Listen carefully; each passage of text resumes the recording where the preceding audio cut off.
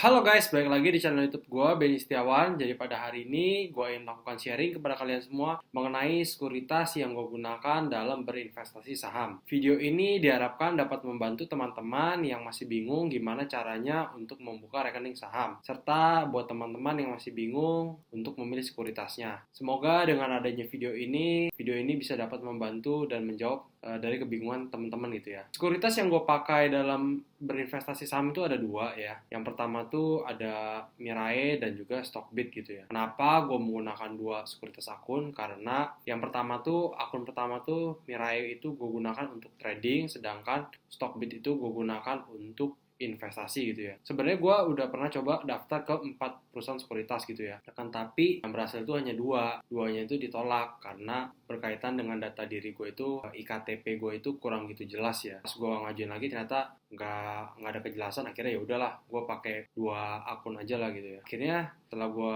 udah dapet akun, akhirnya pertama tuh gue buka Mirai, lalu yang kedua itu gue gunakan Stockbit gitu ya. Awalnya tuh tadinya tuh gue masih menggabungkan antara trading dan juga investasi, akan tapi ternyata ini nggak maksimal gitu ya. Akhirnya tuh gue keganggu psikologisnya juga, akhirnya gue mutusin untuk buat dua akun gitu ya. Yang pertama tuh untuk investasi, yang satu itu untuk trading gitu ya.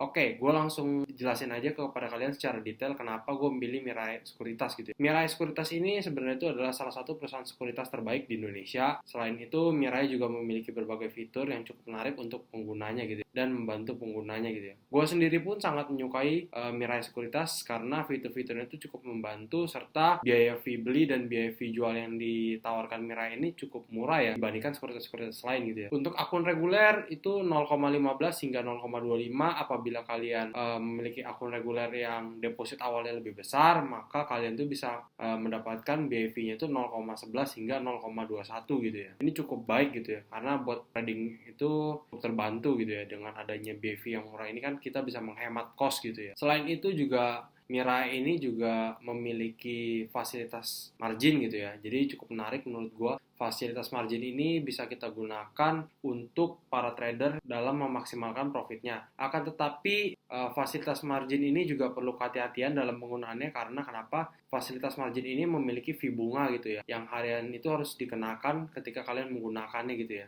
Hal ini tentu harus diperhatikan para trader, kapan waktu yang tepat untuk menggunakan margin tersebut gitu ya. Jadi kita nggak boleh asal gunakan margin, karena kenapa? Margin ini bisa berdampak dua, bisa memaksimalkan profit kalian untuk membantu profit kalian lebih besar lagi, akan tapi juga bisa membuat kalian itu loss lebih dalam lagi gitu ya. Dan ada batas waktunya juga fasilitas margin ini digunakan gitu ya. Makanya kita harus tahu kapan waktu timing yang tepat untuk menggunakan margin itu ya. Selain itu juga Mirai ini juga memiliki fitur automatic order serta fitur stock recommendation dari Mirai gitu ya.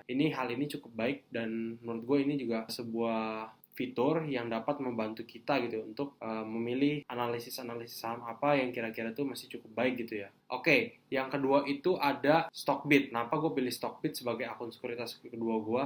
Karena dulu gue pada saat masih belajar saham, gue menggunakan virtual demo yang diberikan gratis oleh Stockbit gitu ya. Selain itu, menurut gue fitur yang ditawarkan oleh Stockbit itu sendiri cukup menarik gitu ya. Dan biaya fee belinya ini juga cukup menarik gitu ya. Biaya fee belinya itu adalah 0,15 dan fee jualnya itu adalah 0,25. Sama seperti akun Mirai reguler gitu. Selain itu, fitur Stockbit ini juga nggak kalah sama Mirai ya, karena cukup lengkap juga menurut gue. Jadi si Stockbit ini bisa dapat membantu kita dalam memilih stock pick gitu ya, saham-saham melalui fitur screener gitu ya.